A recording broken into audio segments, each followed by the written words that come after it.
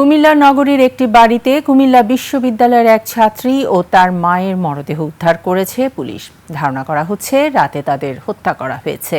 Police সিসিটিভির footage সহ গুরুত্বপূর্ণ আলামত সংগ্রহ করেছে। প্রতিবাদে কুমিল্লা বিশ্ববিদ্যালয়ের শিক্ষার্থীরা 12 ঘন্টার আলটিমেটাম দিয়ে জড়িতদের গ্রেফতারের দাবি জানিয়েছে। এ ঘটনায় একজনকে আটক করেছে র্যাব। প্রতিনিধি হুমায়ুন কবির রনির তথ্য ছবিতে ডেস্ক রিপোর্ট। ওয়ালটন এখন দেশের সীমানা পেরিয়ে পৌঁছে গিয়েছে 50টিরও বেশি দেশে। ওয়ালটন, ঘরে ঘরে বিশ্বজুড়ে। সোমবার ভোরে কুমিল্লা নগরীর উত্তর কালিয়ারজুড়ি এলাকার নেলি কটেজ নামের এই বাড়ির দ্বিতীয় তলার ভাড়া বাসা থেকে মা ও মেয়ের মরদেহ উদ্ধার করে পুলিশ।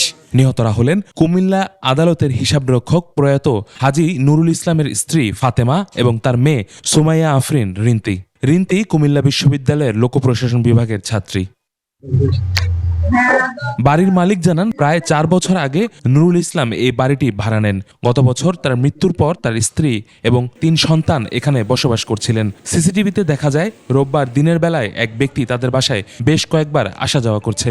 রোববার রাতে নিহত রিন্তির 2 ভাই ঢাকা থেকে ফিরে দীর্ঘক্ষণ ডাকাডাকির পর সারা শব্দ না পাওয়ায় জরুরি সেবায় কল দেন। পরে পুলিশ এসে মরদেহ উদ্ধার করে। তারপরে সিসি ক্যামেরায় সার্চ দিয়ে দেখলাম যে সকাল 8 মিনিটে একটা লোক তাদের বাসায় ঢুকছে। লম্বা পাঞ্জাবি। তখন বুঝতে পারে, প্রথম এরা বুঝতে পারে না যে মারা গেছে, কি হয়েছে এরা বুঝতে পারে না, মনে করছে ওদের মা ঘুমাই রয়েছে। ক্যামেরা দেখলাম যে 8টা এক ভদ্রলোক ঢুকছে। উনি অনেক লম্বা করে, পাজামা পাঞ্জাবি পরা, মাথায় উঁচা টুপি, হাতে ব্যাগ, লাল ব্যাগ আর একটা ছোট্ট একটা ব্যাগ। প্রাথমিকভাবে ধারণা করা হচ্ছে শ্বাসরোধ করে তাদের হত্যা করা হয়েছে। পুলিশ ঘটনাস্থলের আশেপাশের সিসিটিভি ফুটেজ পর্যালোচনা করে হত্যাকারীদের শনাক্ত করার চেষ্টা চালাচ্ছে। প্রাথমিক মনে হচ্ছে একটা হত্যাকাণ্ড হতে পারে আর কি। আসলে এটা শ্বাসরোধ করে হত্যা হতে পারে, অন্য কোনো ভাবে হতে পারে।